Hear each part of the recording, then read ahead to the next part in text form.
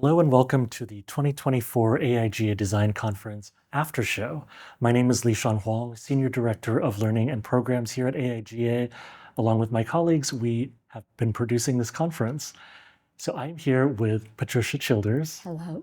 A New York City-based designer and educator. You teach at CUNY, at City Tech, as well as at Pratt Institute, and you're a member of the AIGA DEC Steering Committee, the Design Educators Community. Exactly. So Patricia, can you tell us a little bit more about your career, your design practice, your teaching, and your relationship with AIGA? I was going to come to New York when I got out of undergraduate school, and one of my professors said, "You'll be in New York for the rest of your life, go someplace else."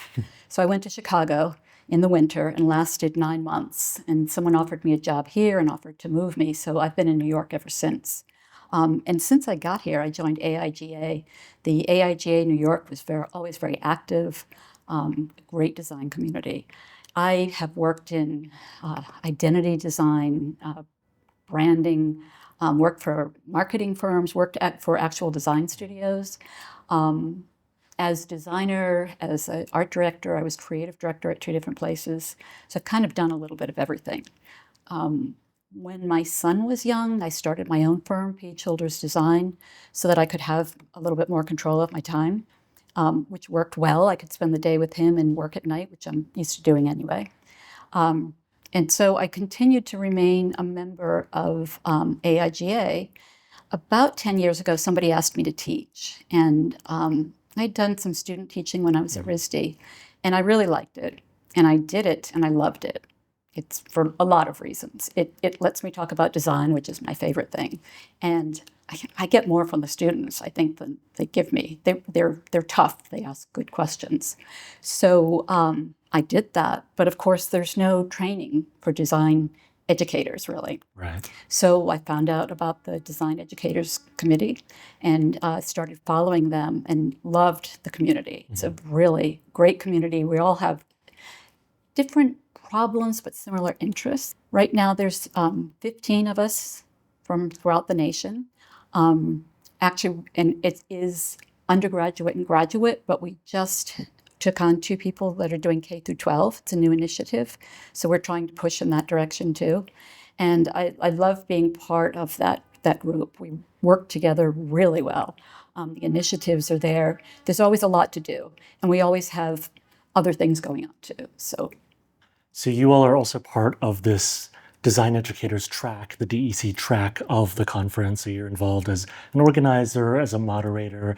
I know we're still in the middle of the conference, but how is it going so far, your experience with curating that track and moderating it so far? It's been great. We're a little bit more part of, instead of at the beginning or end of the AIGA conference, which is really nice. And we've gotten a group of interesting people, not all educators, people from different groups. It's been good. We put it together fairly quickly. We had about 148 people. We put out a call for papers, had about 148 people that responded. We're able to accept 28%. So we had 11 sessions plus 10 graduate student posters.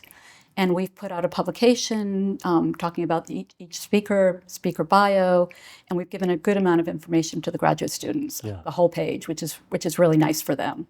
Yeah, I'm always so in awe of how much you all accomplish as all volunteers with your own sort of full-time practices and teaching and coming together really quickly to pull this all together.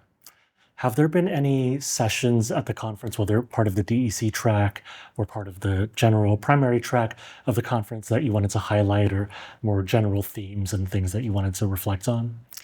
Well, a lot of the DEC track are, of course, educators, and they're talking about different initiatives that they've taken, the type of classes they've formed, and to integrate more students and to get students feeling much more a part of the design field. It's a big initiative right now, and anything from hospitality, compassion, to programs that students explore their backgrounds, students travel. And a lot of it has been about that. Yeah, it sounds like it's about the internal work for lack of a better term, for the students, like exploring themselves, their identities in the world, and like not just the design tools and software, I guess. Exactly. You know, it's the design tools and software are there, and we can learn it easily. Go onto YouTube, but it's the being able to think as a designer, the design thinking, and being aware. The more you're aware of, the more you can really participate in that. With AI coming, tools are going to change. They always do. And it's going to be the design thinkers that are going to be the leaders. I think that makes a lot of sense. Like what you were saying with like YouTube as well as AI, of like, yeah, you can learn the design tools and they're changing all the time anyway. Yeah. But these enduring skills in a designer's career really are like how you think and like how do you approach creativity, how do you approach problem solving, like, and that's also the value of design education, right? Because I find with my students, a lot of them come already knowing the software because they learned on YouTube, and they want to be part of a creative community. They want to get critique, they want to get feedback. Yeah, and I'm always surprised at how much the students love critiques. When I was in school, people hated them, but it's more sharing. And the way that we approach it in my classroom is, you know, where it's like we're a design team and we're all talking about it. What's your idea? And nothing's finished. You're just showing your work. So this way the student feels comfortable. We're not destroying someone's work. We're talking about the possibilities of it. And often when they feel that open to expressing themselves, they come up with some really interesting ideas. And sometimes they show something and another student will see something in it that no one else saw. So it's that collaboration and that learning to collaborate that's so important to them. Yeah, that's so beautiful. Yeah. Well, Patricia, to close us out, can you share some inspiration? It could be like a book, a piece of media, something outside of the conference, something that's inspiring you right now. I just got Cheryl Miller's book, and I saw she was speaking today, and it's here, Black designers now. I can't remember the name of it, but I do have it. I've read it. I'm using it already in my classroom. She had some speakers. She is so generous. Had a lot of other people speaking with her. And the book is amazing. It's a great book, but it's also personal.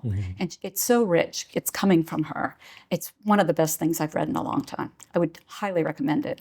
I don't think I got an advance copy. I don't think it's shipped yet. And if you're in New York, she will be in New York, I think next week, talking about it. Wonderful. And I think by the time this airs, it might be out already as well. It might be out already. All right. It's a good read. Thank you, Patricia, for joining us. And thank you for tuning in to our after show and for attending our conference this year.